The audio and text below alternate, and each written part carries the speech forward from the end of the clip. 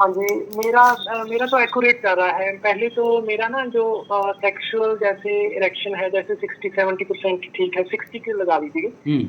और जैसे मेरी ना मेन था डायवर्टिकुला की प्रॉब्लम थी। हम्म। पहले तो जैसे 3-4 बार मेडिसिन ली तो मुझे ऐसा लगने लगा था कि वो ठीक नहीं हो रहा। लेकिन हम्म। अब जाके जो 1-2 मेडिसिन हुई है, हम्म। लास्ट वाली उनसे जैसे इम्प्रूवमेंट होने लगी है लार्ज इंटेस्टाइन में। जैसे ना वहाँ पहले तो मेरे अकड़न-सी रहती थी, जी जैसे जी। वहाँ स्वेलिंग सी रहती थी, अब हम्म। थोड़ा-सा सॉफ्ट होने लगा है उसमें ना लार्ज अच्छा इंटेस्टाइन में। अच्छा अच्छा। तो मेरी तो ओवरऑल इम्प्रूवमेंट हो रही है, लेकिन अभी लगेगा टाइम, क्योंकि मेरे को लगता है कि ये काफ़ी चिर से अंदर-अंदर था और वो पता लग नहीं रहा जी था। ये प्रॉब्लम एग्जैक्टली टाइम थोड़ा थोड़ा लेगी। वक्त लगेगा और ठीक है। मॉर्निंग हाँ जी, इरेक्शन हाँ अभी जी। आ रहा है आपको? Morning erection?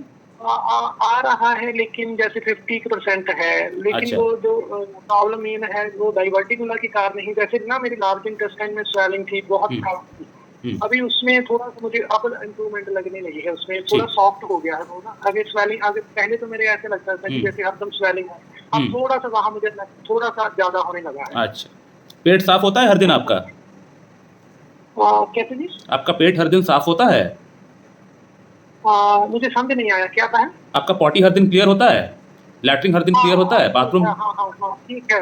वो ठीक है अभी। वो ठीक है अभी? हाँ, हाँ, कॉन्स्टिपेशन की प्रॉब्लम हाँ, नहीं है अभी? ठीक है, ओके। हाँ, नहीं, हाँ, बनती अभी रोज़ होती है, जैसे एक टाइम ठीक अच्छा, होता है हाँ, कि पहले कॉन्स्टिपेशन की अभी। प्रॉब्लम थी, अभी वो भी सही हो गया हाँ, है। काफ़ी एकदम थी, हाँ, अच्छा, पहले अभी के। नमस्कार दोस्तों। अभी आप लोगों ने जिस पेशेंट का आवाज़ सुना, इस पेशेंट को तो यौन संबंधित प्रॉब्लम सही है, लेकिन यौन संबंधित प्रॉब्लम्स के साथ साथ एक बड़ी कंडीशन को लेकर ये पेशेंट मेरे पास ट्रीटमेंट के लिए आए थे, जिसका नाम है डाइवर्टिकुलाइटिस। डाइवर्टिकुलाइटिस क्या है, क्या होता है? ये हम लोग बोल सकते हैं कि inflammation in the large intestine, बड़ी आंत के अंदर, बाहर एक्चुअली होता है, अंदर कहना गलत होगा। जो लार्ज इंटेस्टाइन है उसकी आउटसाइड की वॉल्स के अंदर इन्फ्लेमेशन हो जाता है, वहाँ पाउचेस बन जाता है, बल्जेस बन जाता है। क्यों होता है? जो लोग अपनी खाने में फाइबर कम खाते हैं, जिन लोगों का पेट साफ नहीं होता है, मल बहुत दिन तक पड़ा हुआ रहता है लार्ज इंटेस्टाइन में, तो वहाँ पे इन्फेक्शन हो जाता है। तो इसके कारण से ये चीज़ होता है। अब इस पेशेंट को पेट में दर्द होता था, पहले जलन होता था। अब ये सब चीज़ों के अंदर इम्प्रूवमेंट काफ़ी हद तक आ चुका है। मैं ये नहीं कहूँगा कि 100% पूरी तरह सब कुछ ठीक हो चुका है। यौन समस्या भी 100% ठीक हो चुका है, डाइवर्टिकुलाइटिस भी 100% ठीक हो चुका है, मैं ये नहीं बोलूँगा। लेकिन 60-70% तक इस पेशेंट को फ़ायदा हो चुका है।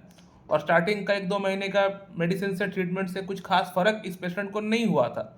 तो जो लोग ऐसे होता है ना कि एक बार का मेडिसिन जिन लोगों को गया हुआ है, मेडिसिन अगर फ़ायदा नहीं करता है तो एकदम बोरिया बिस्तर लेके एकदम डॉक्टर का ऊपर टूट पड़ते हैं। तो उन लोगों को इस पेशेंट से सीखना चाहिए। स्टार्टिंग का 1-2 महीने का मेडिसिन से इस पेशेंट को कोई खास इंप्रूवमेंट नहीं हुआ था, लेकिन फिर भी ये पेशेंट मेरा हाथ वो नहीं छोड़े, मेरा ऊपर हौसला भरोसा इनका बिल्कुल भी नहीं टूटा, और ट्रीटमेंट को अपना बरकरार रखे। और आज देखिए इस पेशेंट का अंदर कितना बेहतरीन, कितना अच्छा इंप्रूवमेंट हो चुका है। यौन संबंधित प्रॉब्लम्स में तो इम्प्रूवमेंट हुआ ही है, लेकिन डाइवर्टिकुलाइटिस जो प्रॉब्लम है, एक सीरियस कंडीशन है, उसमें भी पेशेंट का अंदर बहुत अच्छा इम्प्रूवमेंट हो चुका है। पेशेंट को अब कोई प्रॉब्लम नहीं होता है, पेट में कोई दर्द जलन, पेट साफ होता है। बिल्कुल आपने सुन लिया होगा कि इनको पेट में कोई अब दर्द नहीं होता है, जो वहाँ पे भारीपन सा, अकड़न सा इनको लगता था, कोई इस प्रकार का कोई इनको अब प्रॉब्लम नहीं होता है। पेट बिल्कुल साफ होता है, क्लियर होता है।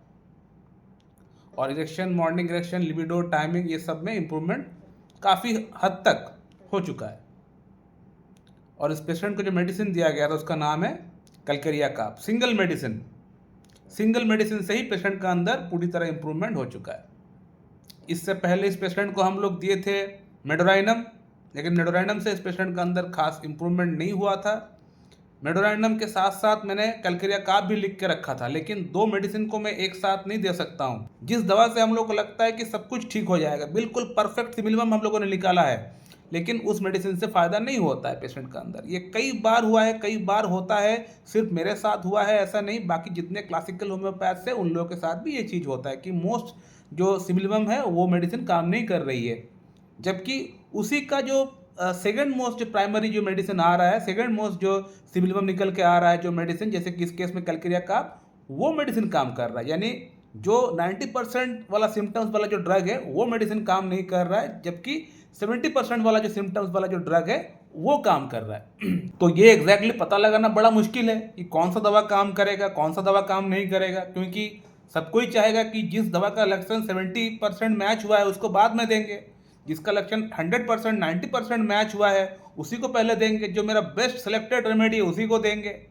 लेकिन कई बार होता है कि वो मेडिसिन काम नहीं कर रहा है। ये होम्योपैथी में ये चीज़ बड़ा कॉमन है, ये चलता है, कुछ नहीं कर पाएंगे क्योंकि होम्योपैथिक ड्रग्स के अंदर जो सिमिलैरिटीज़ है सिम्टम्स के अंदर वो बड़ा क्लोज है, उसको डिफ्रेंशिएट कर पाना बड़ा मुश्किल है, क्योंकि पेशेंट भी कई बार जो सिम्टम्स देता है वो थोड़ा सा ऊंच नीच थोड़ा सा हो जाता है, तो उसको एग्जैक्टली पता करना मुश्किल हो जाता है। तो इसीलिए ये चीज़ होता है और डॉक्टर के लिए समझना भी मुश्किल हो जाता है। पेशेंट अगर गलत इंटरप्रिटेशन करेगा तो डॉक्टर के लिए भी समझना मुश्किल हो जाता है, तो ये चीज़ कई बार हो जाता है।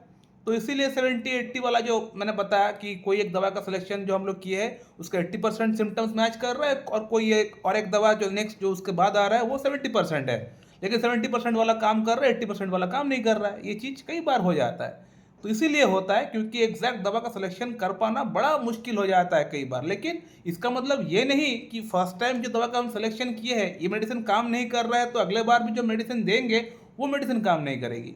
ठीक है, क्योंकि जैसे कि इस पेशेंट की अगर बात करें तो स्टार्टिंग में इनको हम दिए थे मेडोराइनम से खास फर्क इनको नहीं हुआ था, लेकिन उसके बाद इनको दिए थे कैलकेरिया काप। तो कैलकेरिया काप देने मात्र पेशेंट का अंदर इंप्रूवमेंट हो गया, हर एस्पेक्ट में इंप्रूवमेंट हो गया, यौन समस्या के अंतर्गत इंप्रूवमेंट आ गया, लार्ज इंटेस्टाइन में जो इनका जो पाउचेस बन गए थे उसमें इंप्रूवमेंट आ गया, तो हर चीज़ में इंप्रूवमेंट आ गया।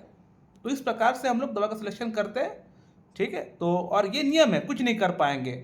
किसी का भी ट्रीटमेंट कहीं से चल रहा है ऐसे डॉक्टर के पास से जो कि एक समय में एक मेडिसिन दे रहा है, यानी पोटेंटाइज मेडिसिन एक दे रहा है, हो सकता है मदर टिंचर मेडिसिन एक दो साइड से वो आपको और दे रहा हो, लेकिन वो 8 10 15 20 मेडिसिन नहीं दे रहा है, पॉलीफार्मेसी नहीं कर रहा है। दैट मीन्स आपका वो डॉक्टर साहब बिल्कुल जेन्युइन है, बिल्कुल सही डॉक्टर है, अच्छे डॉक्टर के पास आप गए हो सकता है स्टार्टिंग के इनिशियल फेज में आपको इंप्रूवमेंट नहीं दिख रहा है, लेकिन थोड़ा पेशेंस रखिए, थोड़ा धैर्य रखिए, वो आपको ठीक कर देंगे। आपका डॉक्टर साहब बिल्कुल जेन्युइन है। सो माय डियर फ्रेंड, मैं इस वीडियो को यहीं पेंड करता हूँ। अगर आप लोग के मन में कोई प्रश्न है तो आप लोग कर सकते हो, उसका आंसर मैं आप लोग को दे दूंगा। So thank you very much and have a good day.